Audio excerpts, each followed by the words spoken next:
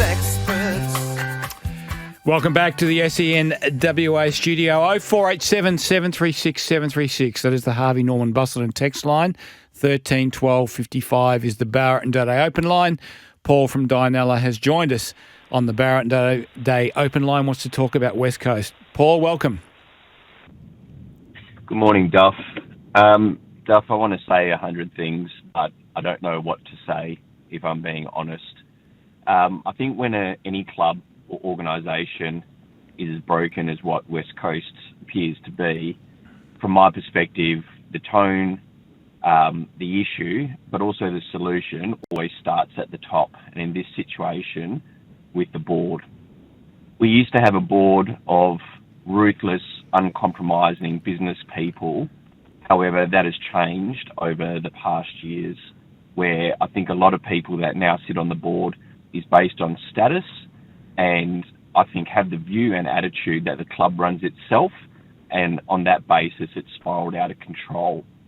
Who I'd like to hear from is Elizabeth Gaines, our new chair, about the culture and the type of board that she wants to lead and how they're going to govern this club out of the mess that they're currently in.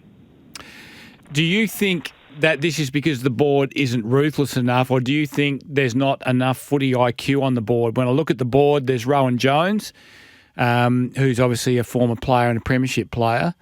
But is there too much business and not enough football acumen on this board? I mean, with West Coast, because of the size of the club, if you get the footy right, everything else sort of just goes along, doesn't it? Yeah, no, that's correct, but I strongly have a view around governance, Mark, and you can have those skills either in the sporting, business or other area, but fundamentally how you govern the business is what's going to make it successful or not.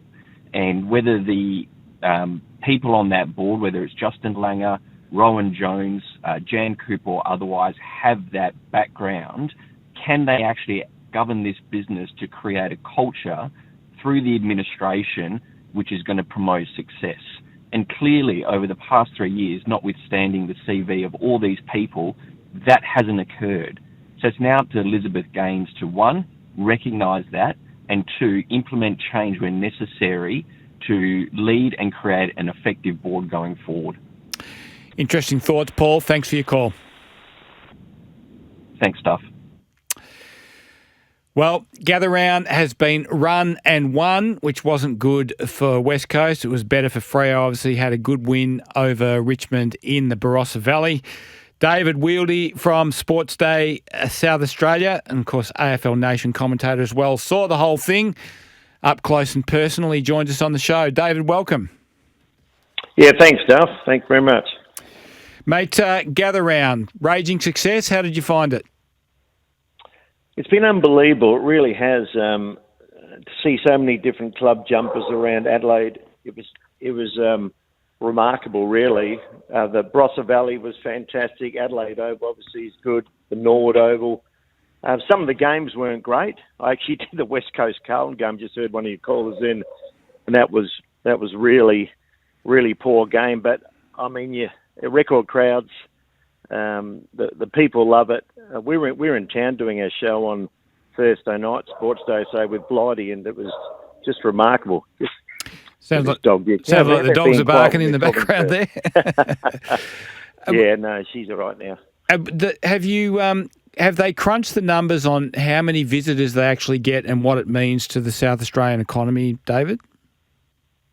Well, it definitely means something to the economy. How much, I don't know, but I would say they're thinking there's about 40% of the crowds that went to the games came from interstate, and predominantly, obviously, Victoria, which is only an hour by plane or a 9-hour drive. But you just tell there's a real buzz around the state. And I was doing the show with Malcolm Blight for when the first game was Geelong Adelaide, and we were near the bridge where you walk over the Adelaide Oval, and just about every man and his dog wanted to speak to Malcolm, yell at him. Obviously, with Geelong Adelaide connection, but there was no fighting.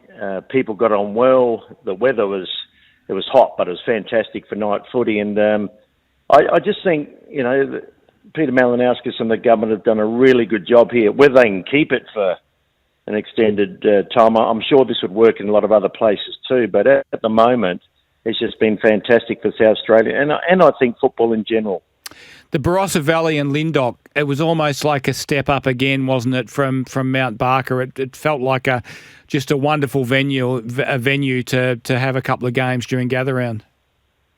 Yeah, the ground looked fantastic. It's a big ground. I think they spent $40 million on that. It was so dry. Pity for the people that have been in the Barossa for the first time, because we haven't seen rain, I don't think, in 6 months. It's the driest I can ever recall. And to have 34 degrees and we're approaching mid-April was remarkable. But they've done a fantastic job there, and obviously they'll get a few more games, you'd think. They might go down south, I reckon, as well. McLaren Vale's a terrific area, another wine area here in South Australia. And I think perhaps the people down south also deserve to get a game or two down that way. Now, let's talk about West Coast and the game against Carlton at Adelaide Oval. How bad were they? It was one of the worst games. We don't often get to call neutral games, and we're looking forward to this game, even though you'd expect Carlton to win and win well. But the actual game, it was horrible. West Coast were probably as bad a team as I've seen for a long while. Carlton weren't that much better, but they still won by 10 or 11 goals in the end. We thought there was a flat football. The mistakes they made, I think they had a record number of disposals against. Basically, they couldn't get their hand on the ball. I watched Oscar Allen in particular because we spoke with you last week on our show about the dramas there. He just looks like he's completely out of touch.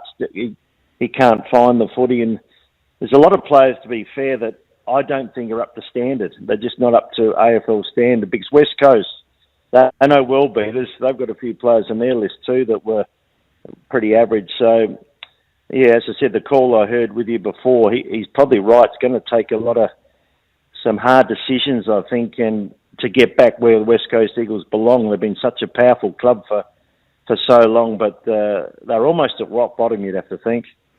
So how far off the pace would you say they are? You didn't really rate Carlton that highly, and they've beaten them, more than comfortably by about 70 points.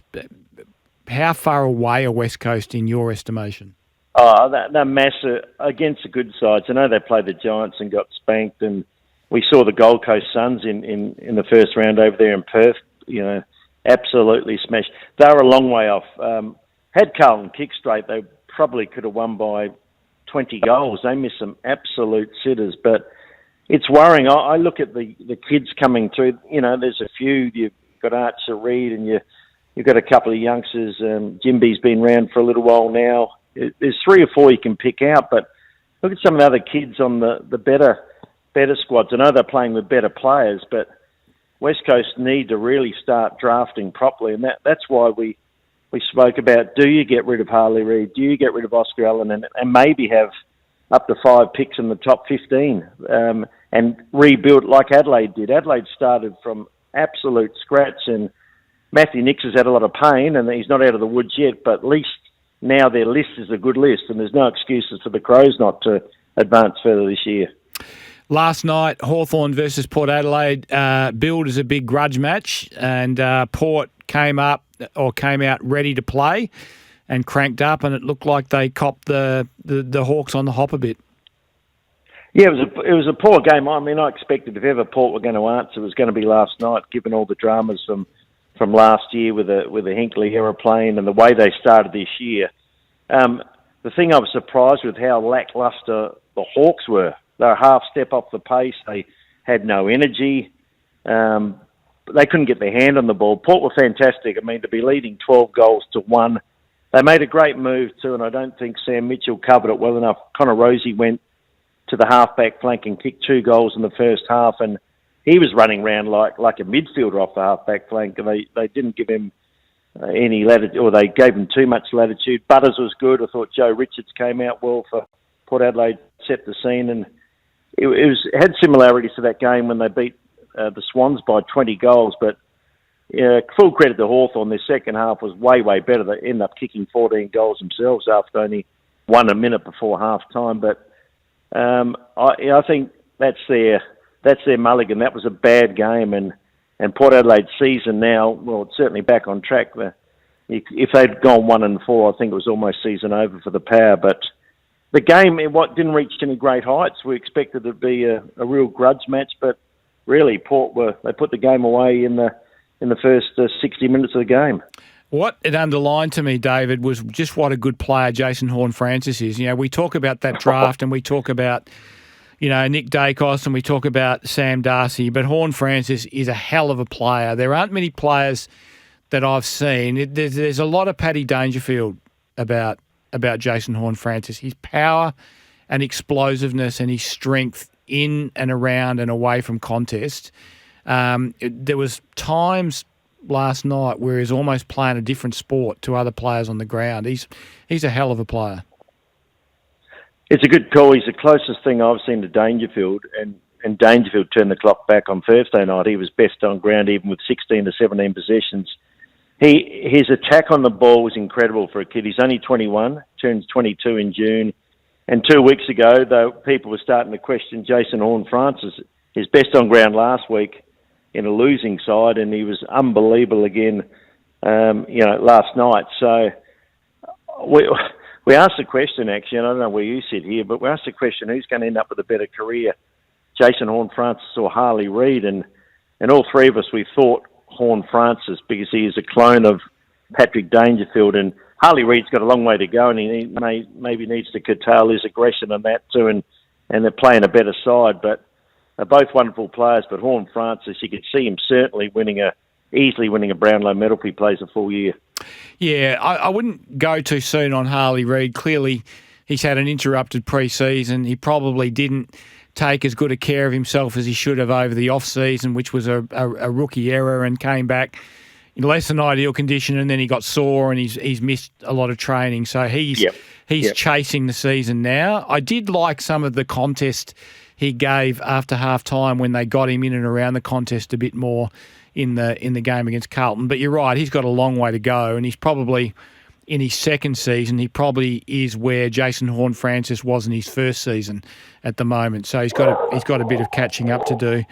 Hey, the Crows got a bit of a reality check, but I'm wondering how much do we factor in the 5 days of interstate travel, and particularly interstate travel to Queensland where the games are hot and humid and it takes a bit out of the players. I don't know how much Adelaide had to do with that scheduling because they would have wanted to open gather round with their game on Thursday night. But, jeepers, the AFL asked a lot of them, I thought, with that schedule. Yeah, true, but I still think when you're 5 goals up, we thought the way they're playing, they could win by 10, but hats off to Chris Scott, the way he can structure up and lose players, lose key defenders, and they're so good behind the ball when they get it. It's very hard to get back, and I was a bit disappointed. Maybe it might have been worth a goal or two, but Geelong kicked 8 out of 9 goals or something like that, and they got a few injuries as well.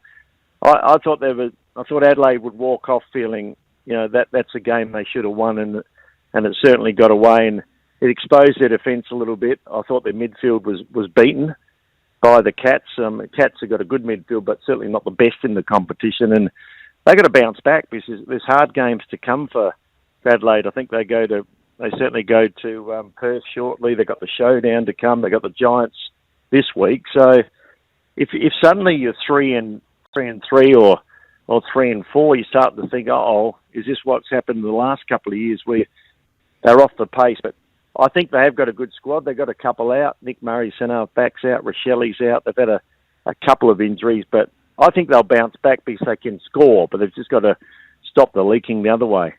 I thought they couldn't run after half-time, David. When you watched the way they were moving the ball in the first half, you can argue that Geelong restructured and stopped them from doing it, but I think you can still split teams open if you can run, and I didn't think they could run, and that to me cuts to the 5-day break coming off interstate travel. So I think though when you're chasing jumpers, it always seems like you can't run. There've been a lot of other teams that have got up and won with a 5-day break, but they had such a commanding lead and almost like it was going too easily for them. And Geelong weren't that great in the first half either, but they made a couple of moves, and I thought Nixie could have easily had someone on Max Holmes. He was a player that has been heavily tagged. He ran right. Bailey Smith did what he liked, and then, of course, they got that dangerous forward line when Cameron starts getting a sniff, and Dangerfield almost single-handedly, he got him back into the contest. He was remarkable, as I said, turned the clock back. But no, I still believe it's a game, you don't give up a 5 or 6 goal lead and lose by 3 or 4 in the end. Who impressed you most of all the teams you watched on the weekend? I've been a big fan of the Giants. They accounted for St Kilda easily, and then in the last quarter didn't score a goal, but the game was won.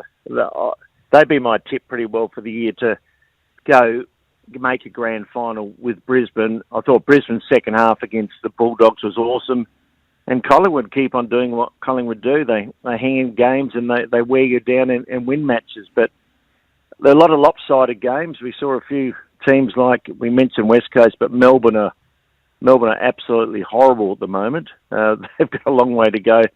Perhaps the best game, one of the best games, was the first game, Geelong Adelaide, but a lot of lopsided games. But I still think the Giants, when you look at the talent, and this is what I spoke to you about, the kids coming through, if they get 2 or 3 injuries, the kids that come in can play. They can all still play. So I think they're a very dangerous side, the Giants.